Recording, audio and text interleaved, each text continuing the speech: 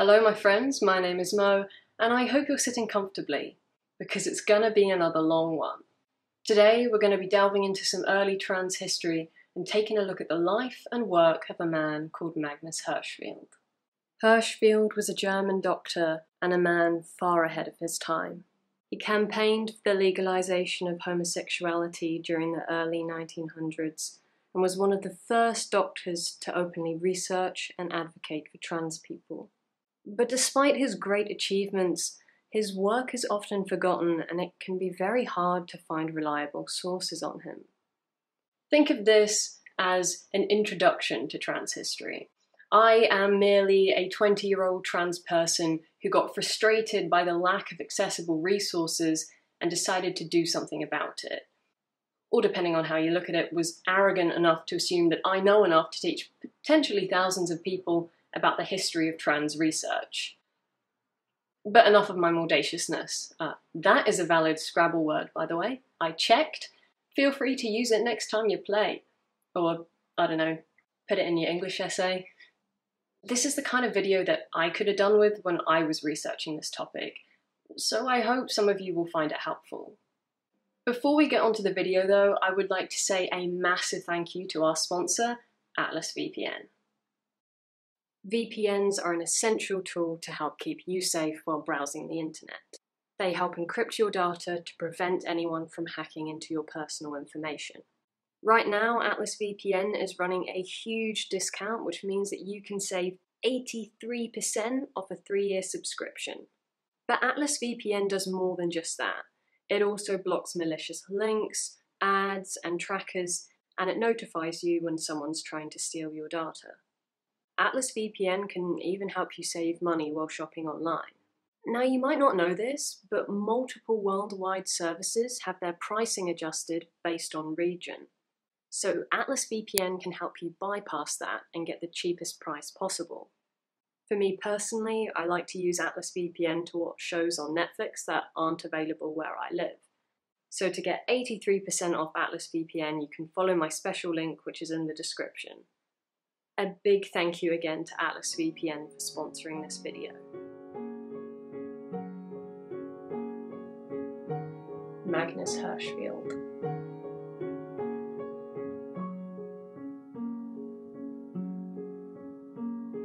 Hirschfeld was born on May 14, 1868, into a large Jewish family.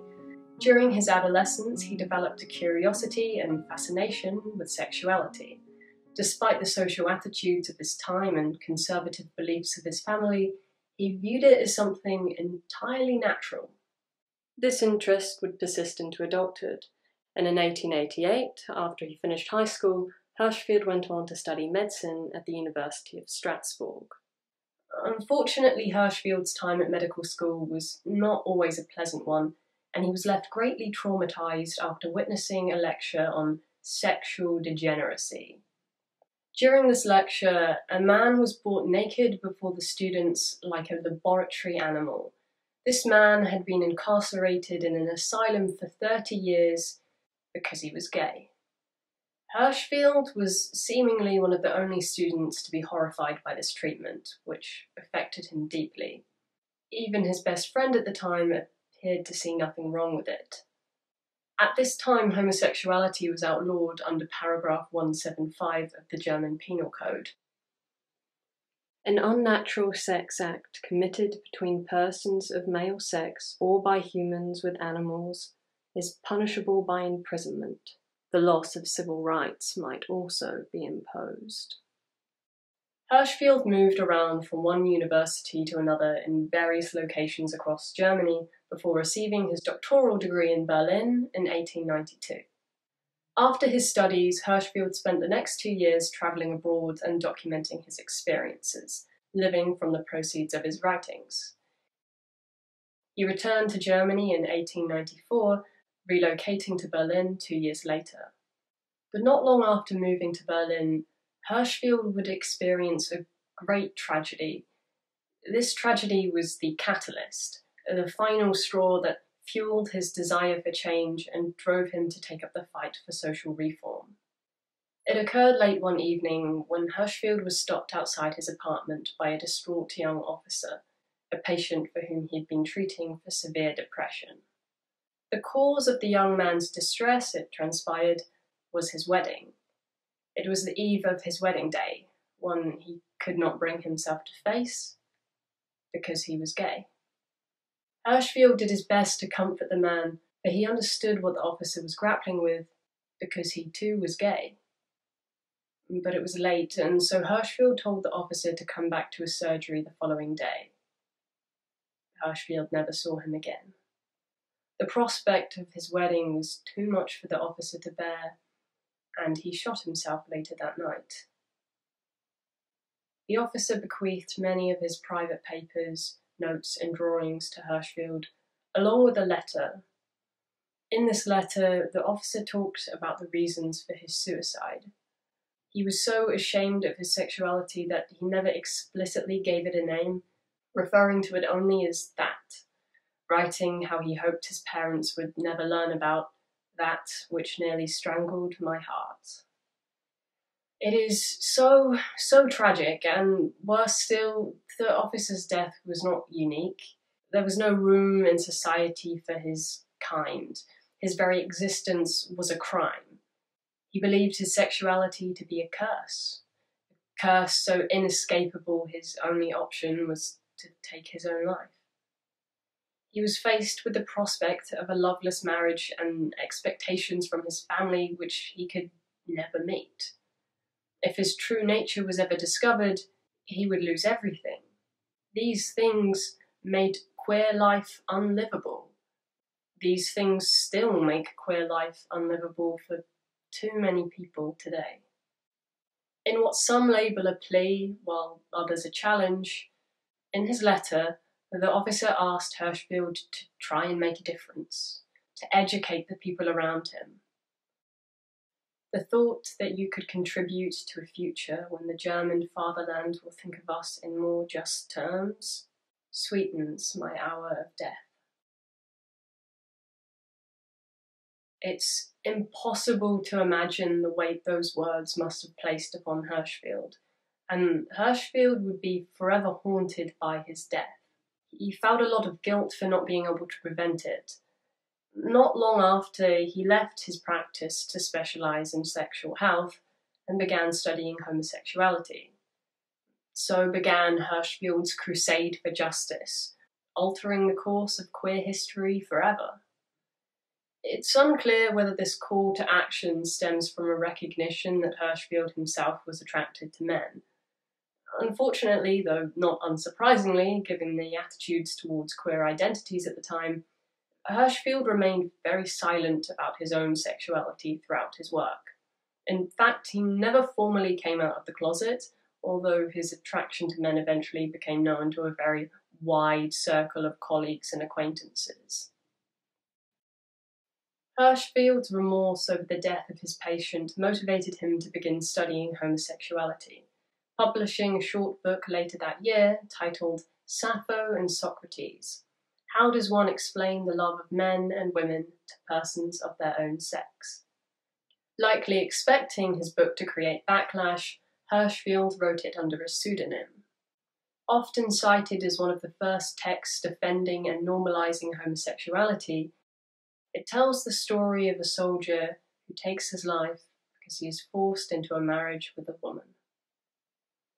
In it, Hirschfeld argues that one's sexuality is innate and homosexuality is just a natural variation of that, and calls for it to be decriminalized as it was unjust to blame or punish people for their nature. We're not talking about earthly love, but pure, real, sparkling love.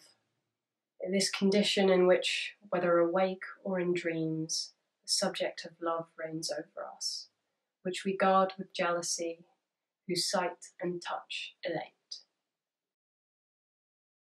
Isn't that just so beautiful? Hirschfeld's family, however, were far less enthusiastic about his work and urged him to study something more worthy and respectable, like cholera, to which he replied, "What are you saying? That cholera brings you more joy than sexuality?" To which I reply, Depends what kind of sex you're having. But it wasn't just straight society that Hirschfeld had to contend with. He also faced a lot of hostility from other gays and lesbians who had come to accept their place in society and didn't like him rocking the boat. But despite this pushback, Hirschfeld wasn't alone in his beliefs, and in 1897, a year after Sappho and Socrates was published, Hirschfeld, along with several other colleagues, founded the world's first LGBT rights organisation, the Scientific Humanitarian Committee, their primary goal being the repeal of paragraph 175, the anti-homosexuality law. They aimed to debunk homophobic prejudice and present a rational case for the decriminalisation of homosexuality by promoting research and education. These values were instilled in their slogan, "Justice through Science," though some of the Scientific Humanitarian Committee's more radical supporters adapted the battle cry of the French Revolution, demanding liberté, fraternity, égalité, homosexuality. It's got a good ring to it. Yeah, I hope you like my French accent. Led by Hirschfeld, they introduced a petition to abolish paragraph 175, which outlined the humanitarian and scientific reasons for its appeal, amending it so the only homosexual acts punished were those involving coercion or public annoyance. But alas, Hirschfeld and the Scientific Humanitarian Committee were put under police surveillance as subversives and subjected to repeated harassment. Sadly, the petition was unsuccessful, but despite its failure, the petition would garner thousands of signatures over the years from lawyers, scientists, and civil servants. It was even signed by Albert Einstein. What a true ally. Hirschfeld fought relentlessly, trying to overturn paragraph 175, and although he didn't manage to succeed, the work he did to help normalise and legitimise LGBT identities was monumental. Hirschfeld also advocated for a wide variety of feminist causes, including contraception, abortion, sex education, marriage reform, and women's right to education. Hirschfeld's acknowledgement for women's sexual desire and pleasure was particularly progressive for his time, because women weren't supposed to enjoy sex.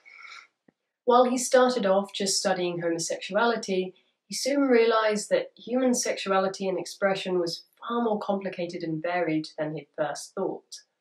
He observed that some people were born with a nature that differed from their assigned sex, and this wasn't always just an expression of homosexuality, as some of these people were heterosexual. And so began his study of transsexuality. In 1910, Hirschfeld published a book called Die Transvestiten, one of the first books to document the experiences of transgender people. Many of the people whose biographies he detailed in this book likely would have identified as transgender had they been alive today. It was written over 100 years ago and does contain some rather outdated ideas and terminology that's often deemed offensive nowadays, but a lot of these terms were just the terms used by the trans community back then as well. Hirschfeld used the word transvestite in a similar way that we would use transgender today, as an umbrella term that embraces any person who transgresses the gender binary. Even though it was written in 1910, it actually holds up surprisingly well and remains a really interesting book on cross-dressing and transsexuality. Although cross-dressing wasn't actually specifically illegal at the time, police would often arrest people who cross-dressed anyway, accusing them of disturbing the peace and charging them under paragraph 175, which is why we say ACAB. Just kidding. Or am I? I'm not. Hirschfeld thought it was really quite unfair that trans people weren't able to go out in public in the way they felt most comfortable, so he campaigned to put a stop to this practice. Hirschfeld argued these individuals were doing no harm. They felt this sort of strong desire to cross-dress and should be allowed to do so, as being prevented could cause them psychological distress. So thanks to Hirschfeld's campaigning, by the time the 1910s rolled around, transvestite passes had been created. These were passes that police could issue if they believed the person was neither dangerous or cross-dressing for nefarious purposes. If you had a transvestite pass, you could hand it to a police officer to show that you had formal permission to cross-dress in public. The police would issue you a pass to protect you from the police. However, not all of Hirschfeld's work was quite so great, and I'm sorry to be the bearer of bad news, but in case any of you were under the impression that Hirschfeld was some sort of perfect, flawless hero for all marginalised people, I will now shatter that illusion for you, because in 1913 he co-founded the Medical Society for Sexology and Eugenics. Yeah, so he had some bad takes. Like a lot of scientists from his time, Hirschfeld was big into eugenics, and he actually helped popularise the connection between sexology and eugenics. Now, for those of you who are less familiar with the concept of eugenics, it basically refers to beliefs and practices aimed at controlling reproduction in order to improve the characteristics of the human population. It's quite bad. We'll come back to this later. Throughout this time, tensions in Germany were rising, and it wasn't long before the First World War began, bringing most of Hirschfeld's scientific research to a standstill. Hirschfeld worked as a doctor in a field hospital, but was repeatedly called to court as an expert for sexual questions in court-martials.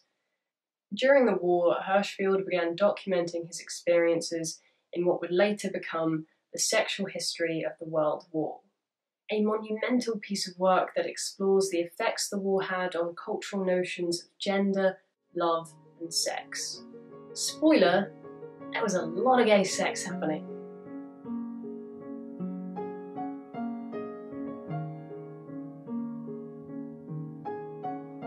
Institute of Sexology. After the First World War ended, Hirschfeld was able to continue his work, as Germany saw the creation of the Weimar Republic, which was the German government from 1919 to 1933, basically from after the First World War ended to the rise of Nazi Germany. Now, this was a very complicated and turbulent point in German history. The early years of the Weimar Republic in particular were very hard for a lot of people. Germany was having to deal with the repercussions of the First World War. Hyperinflation saw the collapse of the middle class, living standards were really poor, and there was a lot of pressure from radical political groups. However, there was a period of time from about 1924 to 1929 that's often described as the golden age of Weimar, where Germany began to see economic recovery, social renewal, and cultural innovation, which facilitated the growth of new art movements and cutting-edge research. This allowed Hirschfeld to push the boundaries further than he'd ever been able to before, and the work he achieved throughout this time is just incredible. The Weimar Republic sought to establish progressive social practices, and places like Berlin became among the most socially liberal in Europe. There was up to 80 gay bars and 50 lesbian bars in the capital alone. Although paragraph 175 was still in place, it was very inconsistently enforced. These bars, clubs and balls were places that queer people could go to socialise while being mostly safe from the law. It was in this environment that Hirschfeld was able to establish the Institute of Sexual Science. In 1919, Hirschfeld purchased a villa in Berlin, and on July 6th opened the doors for his Institute of Sexology, a former palace provided to him by the German government. The same year it opened, Hirschfeld co-wrote and acted in the film Different from Others, which depicts one of the first gay characters ever written for cinema. The Institute would go on to become what was essentially one of the world's first gender identity clinics, providing sex education, health clinics, advice on contraception, as well as research on gender and sexuality. It was a non-profit foundation that provided services from marriage counselling to the treatment and prevention of STIs to early attempts at hormone therapy. At its prime, it saw over 20,000 people a year, Offices were given over to feminist activists, and there was a printing house for sex reform journals that were meant to dispel myths about sexuality. By 1930, it would perform some of the first modern gender affirmation surgeries in the world. The Institute was also one of the only places that employed transgender people, and Hirschfeld wanted to ensure that the services of the Institute were accessible to everyone, so he often provided low or no-cost treatments. Backed by anonymous wealthy benefactors, the Institute strived to treat rich and poor alike. As his reputation spread, more and more men struggling with their sexuality came to him to seek help. Hirschfeld's advice: boyfriends. Get more boyfriends. Have some gay sex. Pretty solid advice, really. However, despite the comparatively more liberal atmosphere of Weimar Germany, the combination of Hirschfeld's Jewish heritage, sexuality, controversial research, and uncompromising activism made him a target. Hirschfeld's lectures were frequently interrupted by rude remarks, catcalls, and even stink bombs. After one lecture in 1920, Hirschfeld was attacked on the street by a group of right-wing extremists who beat him so severely he was initially declared dead when the police arrived at the scene. Hirschfeld even ended up reading his own obituary in the newspaper following the incident. But even a run-in with death wouldn't stop Hirschfeld, and he continued his work with even more determination than before. In 1921, he organised the first Congress for Sexual Reform, which led to the formation of the World League for Sexual Reform, which had the goal of coordinating policy reforms related to greater openness around sex. He continued his work into the 1920s, researching, fighting, and campaigning. But alas, this could not last. Unfortunately for Hirschfeld, his time was running out, and the days of the Weimar Republic were numbered. By the 1930s, Germany was plunged into a Great Depression, and the Nazis began to rise in power.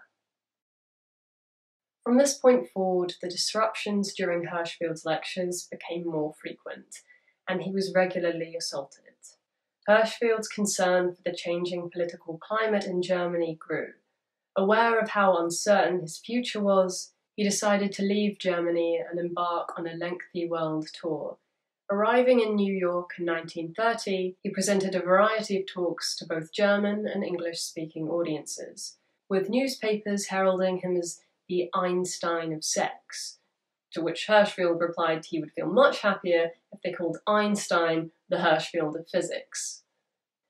However, during this time, the situation in Germany only escalated, and so Hirschfeld extended his speaking tour, travelling to Chicago, Los Angeles, and San Francisco, by the end of which the situation had only worsened, and Hirschfeld was pushed to extend his speaking tour once more. Hirschfeld left San Francisco in March 1931, this time travelling across Asia, continuing through Egypt and Palestine. Hirschfeld returned to Europe in March 1932 and spent several weeks in Vienna, initially staying near Germany, hoping to return to Berlin if the political situation improved.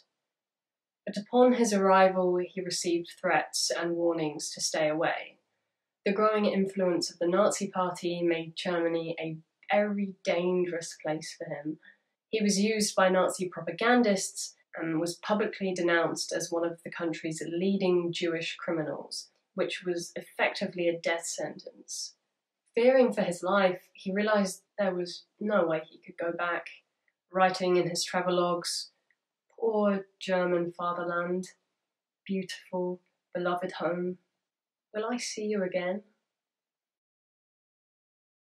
He moved to Zurich in August. During his stay, he worked on a book recounting his experiences and observations from his world tour. He briefly tried to resume lecturing, but quickly realised it was too dangerous and fled to Ascona before settling in Paris in self-exile in May of 1933. Hirschfeld would never return to Germany. By the end of 1933, Weimar democracy fell to Nazi totalitarianism.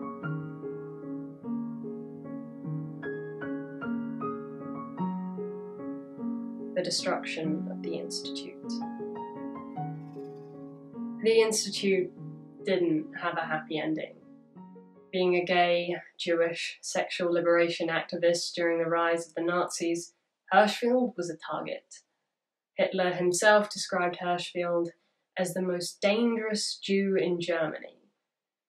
So tragically, on May the 6th, 1933, Nazi demonstrators raided the libraries of the Institute of Sexology. More than 20,000 books were taken from the shelves and burned in the streets by Nazi youth groups.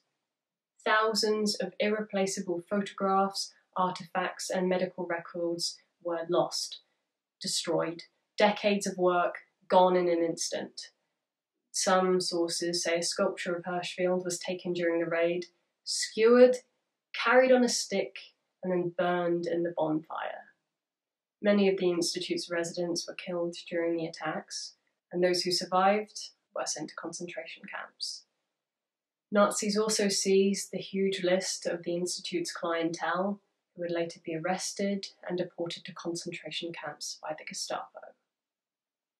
Broken-hearted, Hirschfeld watched newsreels of the destruction of his institute from abroad. And while in Paris, he tried to found another institute, though he was ultimately unsuccessful. Hirschfeld's mental and physical health was declining, and in November of 1934, he relocated to Nice for its warmer climate, where he continued researching, writing, and campaigning, working until he died of a heart attack on his 67th birthday on May 14th, 1935, just 6 months later. The newsreel footage showing the burning books features in almost every documentary about the Nazis and in all the main history books. But it's rarely acknowledged that it was Hirschfeld's Institute of Sexual Science. The books burning on that fire contained decades of research on queer people. And that was the knowledge that the Nazis wanted to destroy. Yet the fact a German gay rights movement was their main target is conveniently left out of many of the sources covering it. Hirschfeld's work was already controversial, so when the Nazis took power, he didn't stand a chance, and they did their best to destroy any trace of his research. So much of our history has been erased. It's impossible to know just how much our knowledge was set back by the destruction of Hirschfeld's Institute. We owe much of what we know today to him, and his legacy lives on in the fight for queer liberation.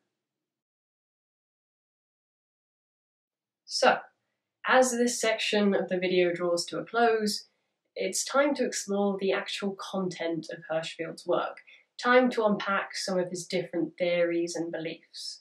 While many of his theories would have been discarded today, a surprising amount of it still holds up 150 years later. I think it's really important we learn about our history and the people who came before us, as it will help us contextualize our present. We are so disconnected from our past, and it's really, really sad. Now, I want to be clear, Magnus Hirschfeld was by no means a perfect man, and I think it's unhelpful to unabashedly herald him as some sort of godlike figure for queer activism.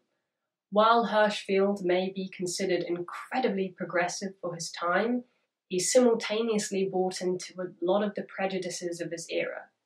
His theories were often flawed, and he was ruthless in his politics, once reportedly threatening to out closeted legislators who refused to support his campaigns against paragraph 175.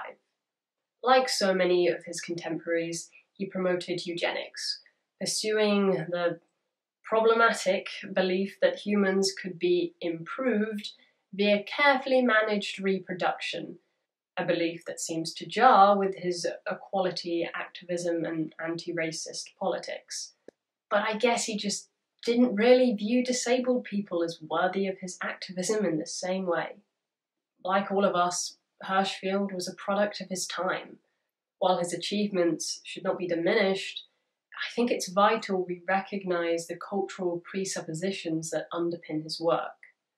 History is complex, so to do it justice, we need to tell these stories with the nuance and sensitivity they truly require.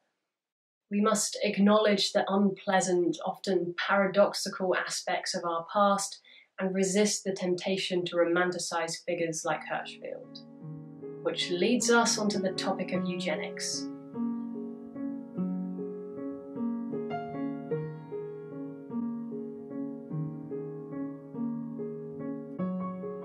I've really struggled to find reliable sources on things when it comes to Hirschfeld's support for eugenics. A lot of people who talk about him seem to just ignore it completely, and it really feels to me like people are just purposefully ignoring this aspect of Hirschfeld because it doesn't fit their narrative. I hate that. I hate it. It makes me really uncomfortable. We should not be ignoring the unpleasant parts of our history simply because they're inconvenient. Now, it is important to be aware that in the 20th century, before the events of World War II, eugenic beliefs were really popular and mainstream with people from all across the political spectrum. Although nowadays the term eugenics is closely associated with scientific racism and fascism, back in the day a significant portion of the eugenics movement consisted of socialists, feminists, and Marxists. There was a significant overlap between the eugenics movement and the sexual openness movement that was centred around the Institute of Sexology. Many sexual reform activists worked hand in hand with eugenicists. Looking at this from a modern perspective, it can seem pretty confusing and contradictory, but it is an important piece of context all the same. However, while we should acknowledge this, Hirschfeld's support of eugenics shouldn't be downplayed. Hirschfeld's work for gay liberation was directly related to his belief in degeneracy and eugenic theory. He suggested more than once, for example, that homosexuality might be a device invented by nature to prevent people from having degenerate offspring. That is certainly an opinion. A shit one. Now, Hirschfeld did not support racial eugenics or forced sterilisation, yet the fact he argued for equality while continuing to promote the concepts of degeneration and eugenics is strange. Like I said, Hirschfeld never linked his eugenic vision with racism. In fact, Hirschfeld argued that race as a distinct biological category didn't really exist, something we recognise today. In the years before he died, Hirschfeld wrote an analysis and refutation of the Nazi racial doctrine, creatively titled Racism. In this analysis, he thoroughly rejects the Nazis' ideas of racial superiority and their opposition to interracial couples, stating he found nothing of scientific value in the concept of race.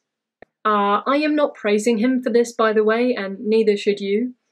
There is a bar somewhere, and God help me if we put it at didn't think people of colour were subhuman. These ideas led to the mass murder of multiple different minority groups, some of which Hirschfeld fell into himself. Despite Hirschfeld's apparent opposition to racism, he saw eugenics as a way of empowering marginalised people to take control of their lives and prevent society from socio-biological threats, which more often than not just referred to disabled people. While Hirschfeld rejected ideas about racial hierarchy, he did accept the idea that people with certain disabilities should not produce. So, like, Hirschfeld's 1908 work on sexology lists the undesirable types that one should avoid marrying. By undesirable, he meant disabled people and those who had criminality or insanity in the family. Instead, Hirschfeld determined that people should choose intelligent and well-mannered partners so as to increase the chances of improving the human race. One shrinks from marrying a disabled dwarf or someone whose father is at the penitentiary or the madhouse, and one does so rightly, because only if we marry the healthiest, well-shaped, most intelligent and well-mannered ones will we help to ennoble the race. Yeah, so Hirschfeld wrote that. Yikes. Isn't it awful? Selective reproduction was Hirschfeld's leading idea. Now, there seems to be a bit of dispute about the ways Hirschfeld wanted to go about achieving this. But as far as I can tell, most people seem to say that, for the most part, Hirschfeld only wanted to achieve this through education, prevention, and the legalization of abortion on a voluntary basis, claiming he only considered forced castration to be useful in specific situations, such as for serious sexual offences, and didn't advocate for coercive measures, which he had been falsely accused of over the years.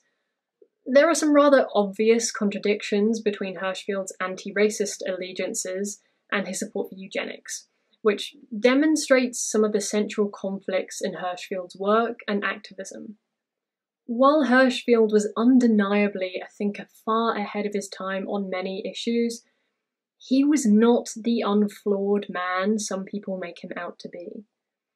Still, this should not be used to discredit or downplay the incredible work he did do. Hirschfeld should neither be demonized nor romanticized, but rather regarded through a critical lens as the multifaceted person he was. In spite of everything, we owe him a great deal. For his early and outspoken criticisms of homophobic repression, even in the face of immense violence, helped pave the path towards acceptance. Sexual intermediaries. Hirschfeld's contributions to the initial study of homosexuality and transsexuality shaped history to such a truly remarkable extent. His research provided a foundation and inspired much of the work that would follow. It's likely that much of Hirschfeld's earlier theories about homosexuality were based on his own experiences and modified over the years as he became more involved with queer communities. Back in the day, we didn't understand gender in the way we do now. It was all very essentialist, particularly for us Europeans. I mean, it still is, but back then it was on a whole other level. Changing gender wasn't really a thing that people did. You had cross-dressers, but cross-dressing was usually just seen as a more severe form of gay. You have men that love other men, you have men that have sex with other men, and then you have men that wear women's clothes, and that's somehow gayer than the previous two. So cross-dressing was just seen as a sign of homosexuality, and homosexuality wasn't exactly looked upon with favour. This is where Hirschfeld comes in. He was one of the first theoreticians to say, hey, what if cross-dressing can exist independently from sexual orientation? Seems like such a simple and obvious statement to make, but even today, a lot of people seem to have this misconception that all gay men are feminine. This misconception has caused a lot of problems for the trans community and the LGBT community in general. So Hirschfeld recognised that being transgender was not the same as being gay. He noted that there were what we would now call cisgender people, and they could be gay, lesbian, or bisexual, but that was not the same thing as being trans, transgender people, which he called transvestites. These transvestites could be gay, but they could also be heterosexual. Transvestites were born with a nature contrary to their assigned gender, often preferring to dress in clothing and inhabit social roles assigned to the other sex. Hirschfeld observed that while some of these people were comfortable with their body, others felt a deep discomfort with their sexual anatomy, and he thought that in cases such as these, science ought to provide a means of transition. Hirschfeld referred to his speciality as sexual intermediaries, the theory about the steps in between. And it was sort of like an early version of the non-binary continuum theory that we often see today. Hirschfeld rejected the idea that men and women could be categorized in a binary fashion. Instead, he believed human beings to be a complex system of mind and matter, where people fell on this masculine-feminine dimension could vary according to what aspect of human nature you were talking about. Hirschfeld applies this to the physiological as well as the psychological. He believed there were a number of sex-related traits, any of which could be used to describe an individual as being more masculine or more feminine. For example, gonal anatomy, genital anatomy, and anatomy of other parts of the body, personality, and sexual orientation. The list goes on and on. Sex was multi-dimensional. Male and female were merely abstractions, opposite ends of a spectrum. Between 1899 and 1923, Hirschfeld and his staff compiled a 20,000-page anthology, the Yearbooks for Sexual Intermediaries, intended to show that between the full man and the full woman, there were an almost infinite number of gradations and combinations. Hirschfeld actually went on to develop a complex mathematical model calculating that there were 43,046,721 combinations. The number of actual and imagined sexual varieties is almost unending. In each person there is a different mixture of manly and womanly substances, and as we cannot find two leaves alike on a tree, then it's highly unlikely we'll find two humans whose manly and womanly characteristics exactly match in kind and number. So, Hirschfeld believed that those who he described as hermaphrodites, transvestites, and homosexuals were the necessary natural links between the two poles of man and woman. A perfectly feminine woman does not exist in reality, and neither does a perfectly masculine man. There's no clear and distinct boundary between male and female, or masculine and feminine. A person might be biologically male, but dress as a woman, have feminine mannerisms, hold more androgynous interests, and be sexually attracted to both men and women. There could be a nearly endless number of such variations, or, 43 million perhaps.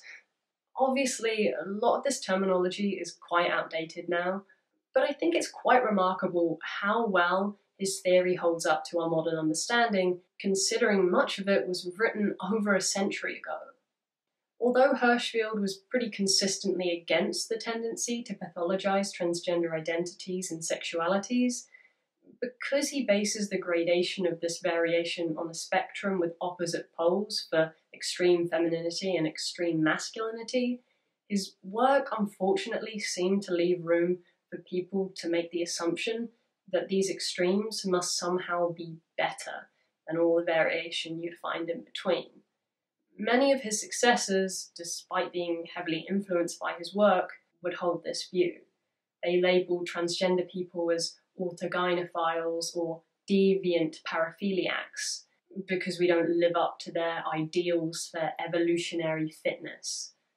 Hirschfeld didn't accept this logic or think of us as mentally ill. He just felt he needed those opposite poles to explain the diversity he observed in between. Hirschfeld lived in a time when the aim of doctors was to cure transgender patients of our alleged mental affliction, but he wanted his patients to feel comfortable in their bodies. Hirschfeld supported trans people, believing we should be able to live as the gender we felt most aligned with, as opposed to the gender we were assigned at birth.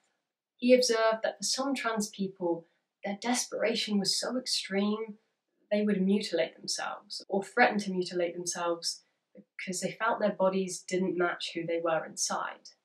And, back in the day, surgery was very, very new and very experimental, so having any kind of surgery or any other kind of medical treatment was never expected of anyone who was trans.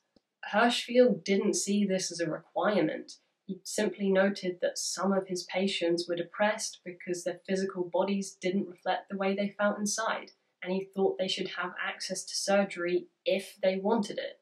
So he worked on developing different surgeries his patients could have to improve their well-being.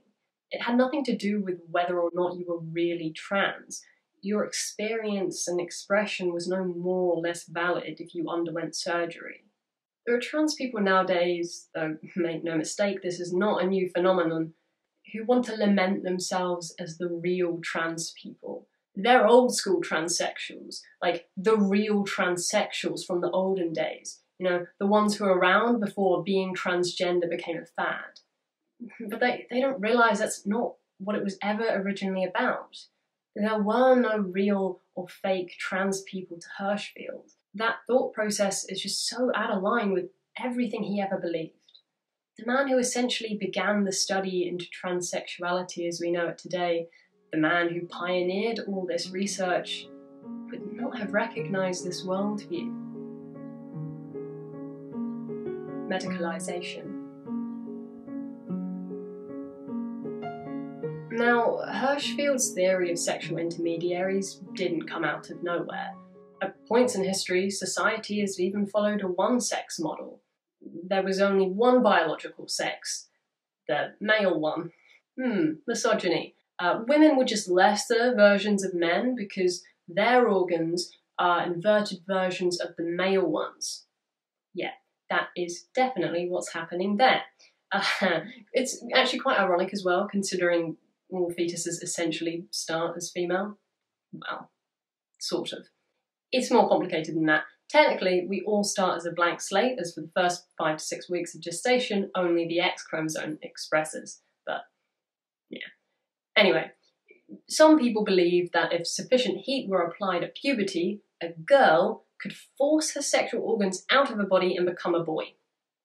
Jesus Christ, if only I had been born nearer the equator or something. Could have saved me a lot of trouble. And money. Please, donate to my top surgery fund. Anyway, the opposite was considered impossible. If you popped a boy in a bucket of ice, he wouldn't become a girl, because a thing of great value, a man, could not become something of less value, a woman.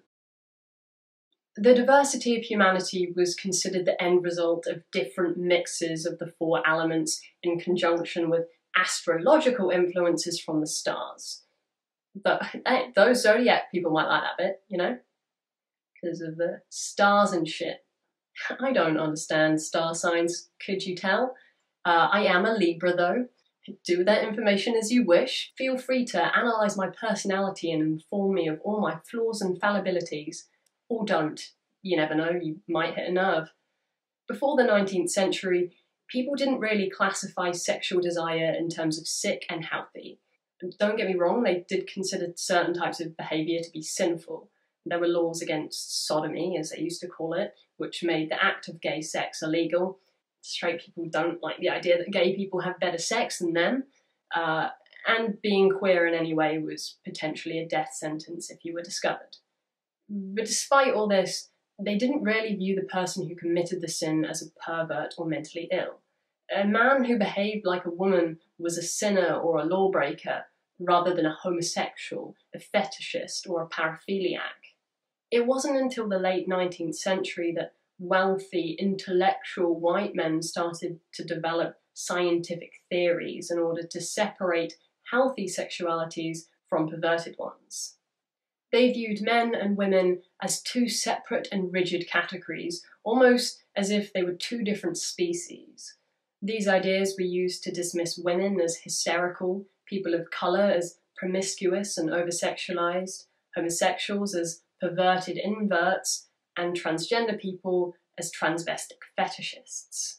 So, while the other sexologists of Hirschfeld's day were working to develop classification systems for sexuality in order to uphold this imagined concept of purity and protect society from deviance, Hirschfeld mapped sex and gender variation for the exact opposite reason.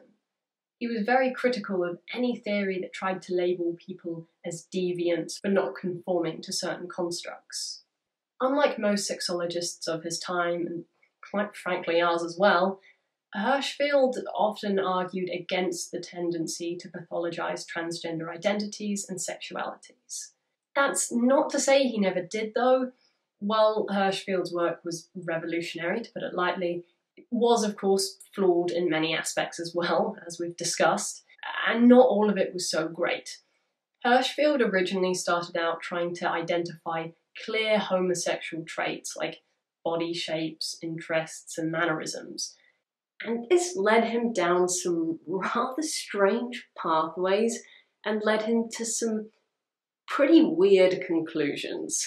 Perhaps the funniest of which was his suggestion that it could be worthwhile to examine the vaginal secretions of lesbians for the presence of spermatozoa, or the urine of gay men for menstrual blood.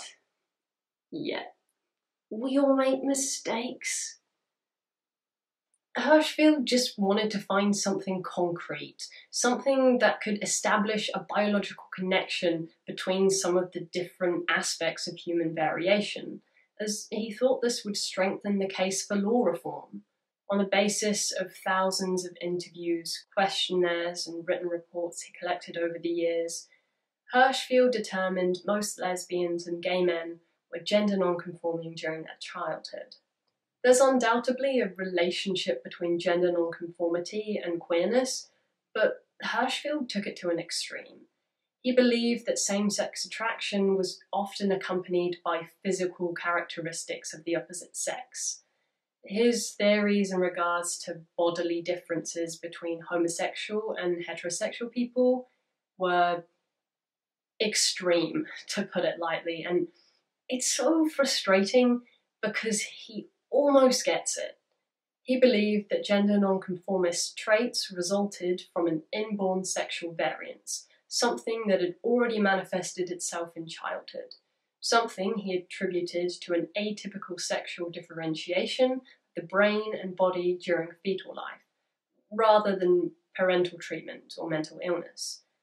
Sort of like a form of intersex or uniquely modulated hermaphroditism, which Hirschfeld attributed to every sexed individual, as did Darwin. From a strictly scientific point of view, one should not speak at all of men and women, but only of human beings, which are to a large extent male or to a large extent female. Oh my god, that's just fucking gold, isn't it? That is spot on. We know for a fact now that sex isn't binary. Hirschfeld was completely right here.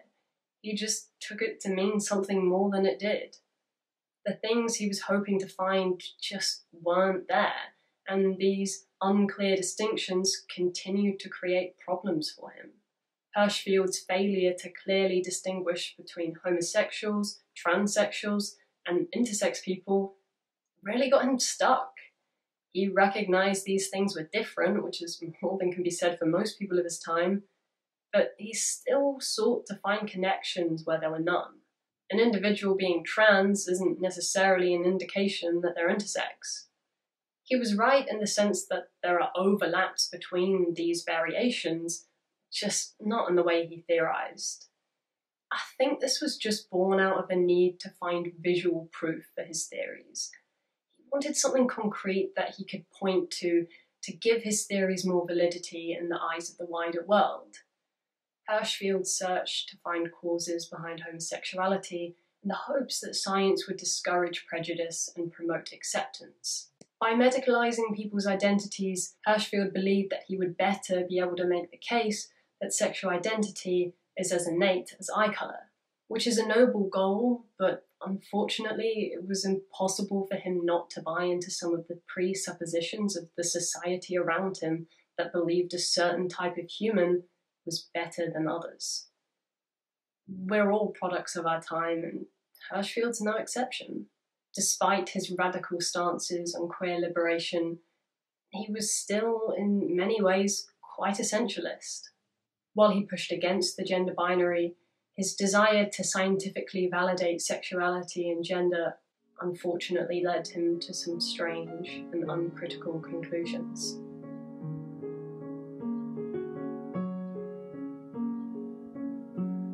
Final words.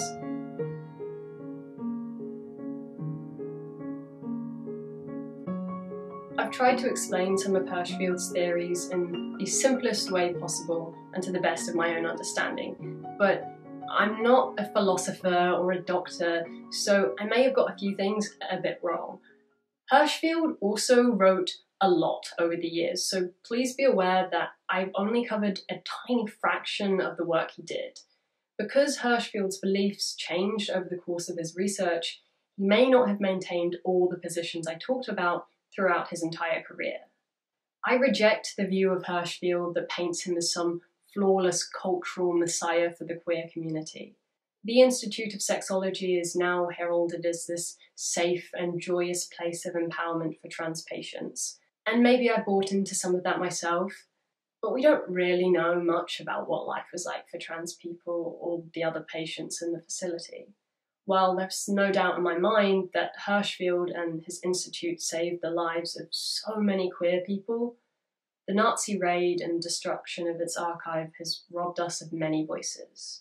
Medical transition can be life-saving, but at a time when the idea of it alone was so very new, many trans patients risked their lives to undergo intrusive and sometimes fatal medical experimentation, and we know very little about it. And of course, his promotion of eugenics was certainly very harmful to the people he tried to advocate for.